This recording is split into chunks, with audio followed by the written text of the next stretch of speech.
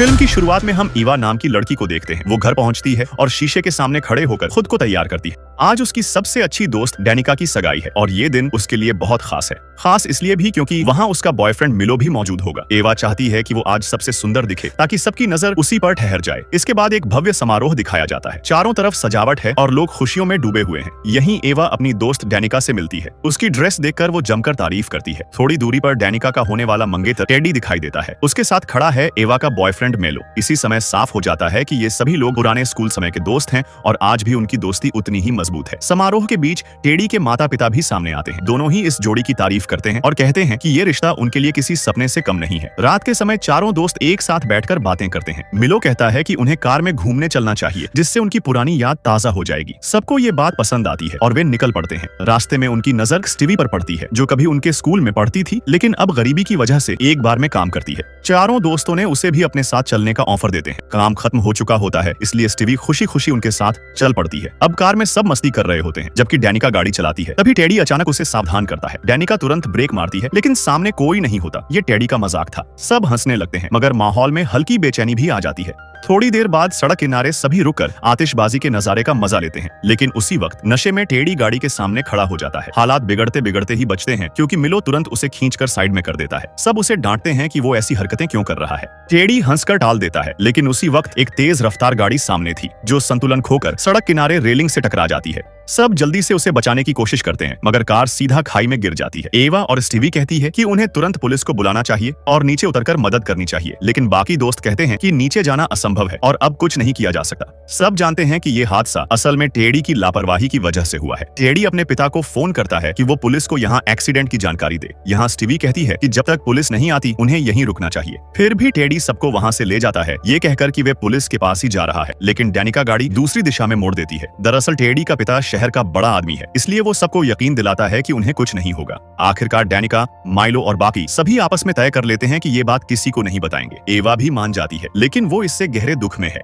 अब एक साल बीत जाता है और एवा वापसी के सफर पर होती है। फ्लाइट में उसकी मुलाकात टाइलर नाम की लड़की से होती है जिसे भी साउथ पोर्ट जाना था इसलिए एवा उसे भी अपने और मिलो के साथ ले जाती है। रास्ते में मिलो टाइलर से पूछता है कि वह वहाँ क्यों जा रही है तो वह बताती है कि वह 1997 के हादसे पर एक एपिसोड बना रही है। यह सुनकर एवा और मिलो कुछ पल के लिए चुप हो जाते हैं। थोड़े समय बाद उनकी मुलाकात डेनिका से होती है। आज उसकी सगाई का दिन है। पिछली बार शादी से ठीक पहले उसका टेडी से ब्रेकअप हो गया था। एवा को पता चलता है कि अब स्टीवी भी डेनिका की अच्छी दोस्त बन चुकी थी और वो अपने मंगेतर के साथ बहुत खुश है। कार्यक्रम में बहुत सारे उपहार मिलते हैं और डेनिका सबसे पहले एक छोटे तोहफे से शुरुआत करती है लेकिन उसमें एक चिट्ठी निकलती है जिस पर लिखा है कि I know what you did last summer, यानी मुझे पता है तुमने पिछली गर्मियों में क्या किया था। ये पढ़ते ही डेनिका का चेहरा पीला पड़ जाता है। उसकी धड़कनें तेज हो जाती हैं और सवाल उठता है कि आखिर किसे उनके उस हादसे के बारे में पता चल गया। इसलिए सभी इस पर बातें करते हैं कि उस हादसे में मरने वाले आदमी का नाम सेम कूपर था लेकिन उसका कोई रिश्तेदार भी नहीं था। अब यह और रहस्यमयी हो गया कि आखिर ये चिट्ठी किसने भेजी। डेनिका को शक होता है कि ये सब टेडी का काम है। शायद वह उसे बर्बाद करना चाहता है या फिर कोई अनजान शख्स उसे ब्लैकमेल कर रहा है। इसलिए ये तीनों एक शिप में टेडी से मिलते हैं और इस चिट्ठी के बारे में बताते हैं लेकिन टेडी साफ इनकार कर देता है। उस हादसे से घबराकर वह सबको यहाँ से भगा देता है। उस रात डेनिका बेहद बेचैन रहती है। तभी उसका मंगेतर पास आकर उसे भरोसा दिलाता है कि वह कभी उसे धोखा नहीं देगा और हमेशा उसका ख्याल रखेगा। कुछ देर के लिए डेनिका को सुकून मिलता है और वह नहाने और मेडिटेशन के लिए चली जाती है। इस बीच नीचे उसका मंगेतर बाहर कुछ अजीब महसूस करता है। तभी एक क्रॉसबो उसके आर पार हो गया। अंधेरे से एक शख्स सामने आता है जिसने फिशरमैन स्लाइकर्स पहन रखी थी और हाथ में एक चमकता हुआ हुक है। अचानक वह क्रॉसबो से हमला करता है जिससे डेनिका का मंगेतर बुरी तरह घायल होकर मौत से जूझने लगता है। इसी दौरान डेनिका मुस्कुराती हुई नीचे आने लगती है लेकिन हाल में ये देखकर उसकी सांसें थम जाती हैं। सामने उसका मंगेतर लहूलुहान हुक पर टंगा हुआ दिखाई देता है और उसके ऊपर लिखा था you can't erase the past, यानी तुम अपने बीते कल को मिटा नहीं सकते। डेनिका पुलिस स्टेशन में रो रही होती है। उसके चारों तरफ सब उसे दिलासा देने की कोशिश करते हैं। वहाँ टेडी और उसका पिता भी पहुंचते हैं ताकि उसे हिम्मत मिल सके। कुछ देर बाद डेनिका अपने घर लौट आती है। उसके साथ एवा भी होती है ताकि उसका ख्याल रख सके। उसी दौरान एवा खुलकर बताती है कि उन्होंने एक साल पहले जो किया था इसी वजह से वो सबसे दूर चली गई थी। डेनिका कहती है कि बाहर से वो खुद को मजबूत दिखाती है मगर असलियत में वो बुरे सपनों से परेशान रहती है। एवा सोने से पहले कहती है कि अब से वो हमेशा उसके साथ रहेगी।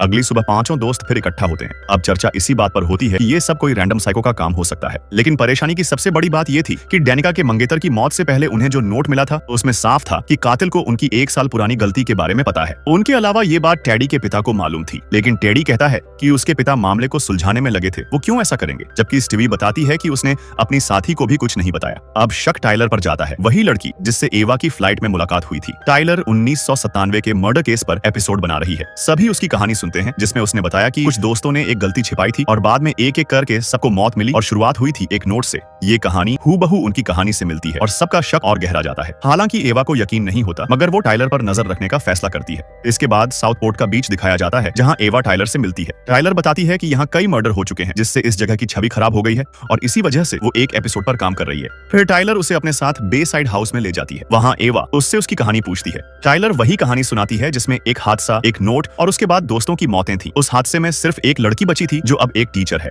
कहानी में टाइलर फिशरमैन स्लिकर्स पहने एक रहस्यमयी शख्स का भी जिक्र करती है। यह सुनकर एवा को शक होने लगता है। वह तुरंत स्टीवी को फोन करके वहां बुला लेती है, लेकिन इसके पीछे टाइलर नहीं होती, क्योंकि वो फिशरमैन स्लिकर्स हाथ में हुक लिए एवा पर हमला कर देता है। जैसे तैसे एवा भागती है और कुछ देर के लिए बच जाती है। तभी उसने एवा को जाल में फंसा दिया। उसी दौरान कातिल टाइलर के पीछे पड़ जाता है, जबकि एवा किसी तरह निकल भागती है, लेकिन कातिल बेरहमी से टाइलर को मार डालता है और उसकी लाश को बाहर लटका देता है। एवा और स्टीवी टाइलर की लाश देखकर सहम जाते हैं। रात होते होते भीड़ जमा हो जाती है, पुलिस पहुंचती है और पूरा माहौल दहशत से भर जाता है। टेडी का पिता पुलिस से कहता है कि इस मामले को काबू में रखा जाए ताकि डर का माहौल न फैले, मगर एवा समझ जाती है कि पुलिस से कोई मदद नहीं मिलेगी। तभी उसे याद आता है कि मदद सिर्फ एक इंसान कर सकती है। अब कॉलेज में एक जूली नाम की टीचर को दिखाया जाता है। ये वही है जो 1997 की उस घटना में अकेली जिंदा बची थी। एवा उससे मिलने जाती है और अब तक की सारी घटनाएं बताकर उसकी मदद मांगती है। जूली उसे अपने घर ले जाती है। वहाँ एवा उन सभी दोस्तों की तस्वीरें और यादें देखती है जो अब इस दुनिया में नहीं रहे। इसके बाद एवा अपने पिछले साल की पूरी सच्चाई बता देती है। सब सुनने के बाद जूली कहती है कि यहाँ की पुलिस ने हमेशा सच को दबाया है ताकि साउथपोर्ट की इज्जत खराब ना हो, और अब वह एक ही सलाह देती है कि उसे उसको खत्म करना ही होगा, इससे पहले कि वो तुम्हें और तुम्हारे दोस्तों को खत्म करे। अब एक मीटिंग हॉल दिखाया जाता है जहां पुलिस हमेशा की तरह मामले को दबाने की कोशिश कर रही थी। इस बार उन्होंने कहा कि फांसी पर झूलने वाली लड़की एक ड्रग एडिक्ट थी, लेकिन एवा सबके सामने बताती है कि टाइलर की मौत से पहले वहां फिशरमैन ने हमला किया था। इसी दौरान भीड़ में से एक आदमी आगे आता है और एवा की बात पर जोर देता है। पता चलता है कि उसका नाम रे है और वो स्टीवी का बॉस है, मगर टेडी का पिता सबकी बातों को साफ नकार देता है, क्योंकि अगर ये सब सच मान लिया तो साउथपोर्ट में आने वाले टूरिस्ट कम हो जाएंगे और उसका बड़ा नुकसान होगा। हालांकि वो उन्हें साउथपोर्ट चर्च के पास्टर जुड़ा को दिखाता है कि अगर किसी को डर या परेशानी हो तो वे उसके पास आ सकते हैं। फिर स्टीवी अपने दोस्तों को रे से मिलवाती है ताकि वो उनकी मदद कर सके। आवा को ये भी पता चलता है कि रे जूली का पति था, लेकिन अब उनका तलाक हो चुका है। सब लोग बैठकर इस मामले पर चर्चा करते हैं। टेडी पूछता है कि क्या उन्हें नाव लेकर यहाँ से कहीं और चले जाना चाहिए, लेकिन रे उन्हें मना कर देता है। वो कहता है कि जिस एक्सीडेंट वाली गाड़ी से हादसा हुआ था वो कहीं न कहीं जरूर रखी गई होगी और उन्हें वहीं जाकर सुराग ढूंढना चाहिए।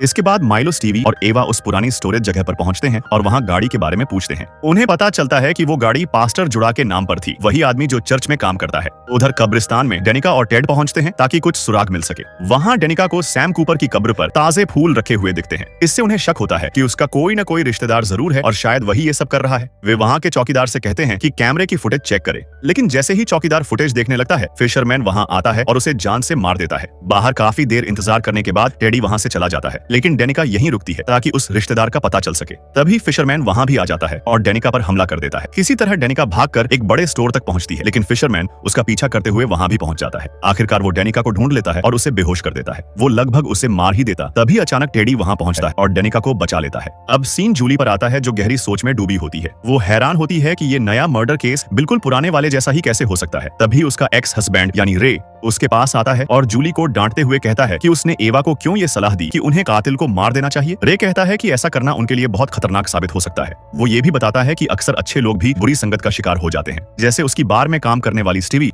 और इसी वजह से उसे चिंता रहती है। इसी समय ये पांचों आपस में बैठकर चर्चा करते हैं कि आखिर ये फिशरमैन कौन हो सकता है, लेकिन किसी के पास भी इसका जवाब नहीं होता। तब स्टीवी अपने बार लौट जाती है, जबकि बाकी चारों डेनिका के घर पर ही रुकने का फैसला करते हैं, क्योंकि फिशरमैन बहुत खतरनाक है। एवा, मिलो दूसरे कमरे में चले जाते हैं और टेडी डेनिका के साथ रहता है उसका ध्यान रखने के लिए। मिलो और एवा थोड़ी देर साथ होते हैं, लेकिन मिलो टहलने के लिए बाहर निकल जाता है, क्योंकि वो सोच में था कि उसके और एवा के बीच का रिश्ता अब भी ठीक है या नहीं, क्योंकि पहले उनका ब्रेकअप हो चुका था। तभी अचानक फिशरमैन आता है और बड़ी बेरहमी से मिलो का गला दबाकर उसे मार डालता है। कुछ देर बाद एवा बाहर आती है और उसे लगता है कि माइलो गाड़ी लेकर जा चुका है, लेकिन सच्चाई ये होती है कि मिलो को मारने के बाद फिशरमैन उसकी लाश को गाड़ी में डालकर ले जा रहा था। इसके बाद अगली सुबह होती है। डेनिका और एवा चर्च पहुंचती हैं, क्योंकि उन्हें पास्टर जुड़ा पर शक होता है। आखिर एक्सीडेंट वाली गाड़ी उसके नाम पर थी। डेनिका चुपके से उसके कमरे में कुछ सुराग ढूंढने की कोशिश करती है। तभी जुड़ा वहीं आ जाता है और एक किताब लाकर एवा को देता है ताकि उसे मन की शांति मिल सके। ये दोनों तुरंत पुलिस के पास जाकर जुड़ा के बारे में बताती हैं कि वो जरूर कुछ छिपा रहा है। पुलिस वाला ये सुनकर सीधे टेडी के पिता से बात करता है, लेकिन उन्हें लगता है कि ये दोनों लड़कियां शायद पागल हो चुकी हैं, इसलिए इन्हें यही लॉक कर देना चाहिए। अब हम टेडी को देखते हैं जो जाकर एक स्टीम रूम में बैठ जाता है, लेकिन कुछ देर बाद उसकी नजर शीशे पर पड़ती है जिस पर लिखा था यू आर नेक्स्ट, यानी अगला नंबर उसका है। लेकिन देर रात को वो इस खतरे को नजरअंदाज करके अपने आलीशान घर के बाहर शराब का मजा लेने लगता है। तभी उसे कुछ अजीब महसूस होता है और वो आगे बढ़कर देखता है। वहाँ एक मूर्ति खड़ी थी, लेकिन असल में वो मूर्ति नहीं बल्कि फिशरमैन था। अचानक पीछे से हमला करके वो टेडी को बुरी तरह घायल कर देता है। टेडी कोशिश करता है पलटकर लड़ने की, लेकिन फिशरमैन उसे खून में लथपथ कर डालता है। घर के अंदर उसका पिता इन सब से अनजान बैठा होता है। टेडी रेंगते हुए ऊपर की ओर अपनी माँ को देखता है, लेकिन उसका का ध्यान नीचे नहीं जाता। तभी टेडी का पिता आहट सुनकर बाहर आता है और अपने बेटे को घायल हालत में देखता है, मगर तभी फिशरमैन आकर उसके पिता की गर्दन में हुक घोंप देता है और वहीं मार डालता है। इधर डेनिका देखती है कि एक लड़की लाश के सामने खड़े होकर उसे गलत काम बताती है कि इसी वजह से उसका मंगेतर मारा गया और अब वो खुद भी मरेगी, लेकिन पता चलता है कि ये सिर्फ उसका बुरा सपना था। सुबह होते ही पुलिस डेनिका और एवा को छोड़ देती है। बाहर चौक में सब लोग इकट्ठा होते हैं और देखते हैं कि टेडी और उसके पिता की लाशें वहां लटका दी गई हैं। ये नजारा देखकर एवा और स्टीवी हैरान रह जाती है और डेनिका बुरी तरह सदमे में चली जाती है। रे इन तीनों को कहता है कि उन्हें तुरंत इस जगह को छोड़कर कहीं दूर भाग जाना चाहिए। एवा मिलो को फोन करती है, लेकिन तभी वे देखते हैं कि मिलो की गाड़ी पास में खड़ी है। जब जाकर देखते हैं तो पता चलता है कि वो भी मारा जा चुका है। यह देखकर एवा टूट जाती है। फिर जल्दी से वे टेडी की बोट लेकर भाग निकलते हैं, इस उम्मीद में कि शायद वे बच जाएं। इधर पुलिस जुड़ा के घर पहुंचती है क्योंकि लड़कियों ने उसका नाम लिया था, लेकिन वहां देखकर सब हैरान रह जाते हैं कि जुड़ा को भी किसी ने बुरी तरह मार डाला है। डेनिका और एवा वहां से भाग निकले, लेकिन उन्हें अब भी नहीं पता कि फिशरमैन कौन है। लेकिन अब यह खुलासा होने वाला था क्योंकि फिशरमैन यहाँ भी आ चुका है। उन्हें पता चला कि फिशरमैन और कोई नहीं बल्कि स्टीवी थी। स्टीवी बताती है कि सैम कूपर जिसका एक्सीडेंट हुआ था वो उसका बॉयफ्रेंड था। जब उसकी लाश निकाली गई तब उसे ये सच पता चला। पहले तो उसने जान देने की सोची, लेकिन बाद में बदला लेने का फैसला किया। वह बताती है कि उस रात सैम जुड़ा की कार लेकर निकला था, लेकिन टेडी के पिता ने जुड़ा को पैसे खिलाकर ये बात फैला दी कि कार सैम चोरी करके भगा था और एक्सीडेंट हो गया। इसी वजह से स्टीवी ने जुड़ा को भी खत्म कर दिया। एवा कहती है कि उस रात तो स्टीवी भी उनकी तरह उसे बचाने नीचे नहीं गई थी। स्टीवी जवाब देती है कि क्योंकि वे लोग पुलिस के पास जाने वाले थे, लेकिन चालाकी से तुम लोगों ने मना कर दिया। अब वह उनको भी मारने वाली होती है। एवा मदद के लिए चिल्लाकर मदद मांगती है और तभी दूसरी बोट से रे वहां आ जाता है। रे और एवा दोनों स्टीवी पर गन तानते हैं जिसने डेनिका को पकड़ा हुआ था। आखिरी चेतावनी के बावजूद स्टीवी डेनिका को हुक से मारकर नीचे फेंक देती है। यह देखकर रे गोली चलाता है और स्टीवी भी मारी जाती है। अब सभी दोस्तों में सिर्फ एवा ही बची थी। एवा फोन पर जूली को बताती है कि इस सब के पीछे स्टीवी थी, लेकिन जूली सोचती है कि ये सब उसने अकेले कैसे किया। उसे शक होता है कि रे भी इसके साथ मिला हुआ है। बार में एवा और रे साथ होते हैं। जब रे अपनी जैकेट उतारता है तो एवा को एहसास होता है कि वह भी इसमें शामिल है, लेकिन अब वो भाग नहीं सकती क्योंकि रे ये जान चुका है। वो कहता है कि स्टीवी ने कहा था कि एवा को नहीं मारेंगे क्योंकि वह अकेली थी जो सैम को बचाना चाहती थी, लेकिन अब जब एवा सब जान चुकी है तो उसे भी मरना होगा। इसके बाद काफी देर उनमें झड़प होती है और रे एवा को घायल कर देता है। तभी जूली वहां आती है और एवा को भरोसा दिलाती है कि वो जिंदा बचेगी। जूली रे से पूछती है कि उसने ऐसा क्यों किया। रे कहता है कि इन दोस्तों ने स्टीवी की जिंदगी बर्बाद की थी, इसलिए उसने 1997 जैसे मर्डर्स के तरीके से बदला लेने में उसकी मदद की। जूली कहती है कि अगर ऐसा है तो वो उसे भी मार दे क्योंकि इस तरह का इंसिडेंट 1997 में उसके साथ भी हुआ था। रे तैयार होता है, लेकिन तभी पीछे से एवा उस पर वार करती है और उसे खत्म कर देती है। मतलब अब आखिरकार असली फिशरमैन मर चुका है। इसके बाद समुद्र किनारे डेनिका को दिखाया जाता है जो बच गई थी। अस्पताल से इलाज के बाद वो एवा के साथ निकलती है। वे जूली का दिया लेटर पढ़ती हैं जिसमें उनके लिए दुआएं और प्यार लिखा होता है। दोनों किनारे पर बैठकर खाना खाती हैं और सोचती हैं कि चाहे उनके मंगेतर अब इस दुनिया में नहीं है, लेकिन ऊपर कहीं न कहीं वे भी साथ होंगे। उन्हें ये समझ आ गया कि सच्चाई कभी छिपती नहीं और न ही बदले से किसी का दर्द कम होता है। इसी के साथ मूवी का एंड होता है। मिलते हैं किसी और नई वीडियो में, तब तक आप यह वीडियो देख सकते हैं। धन्यवाद।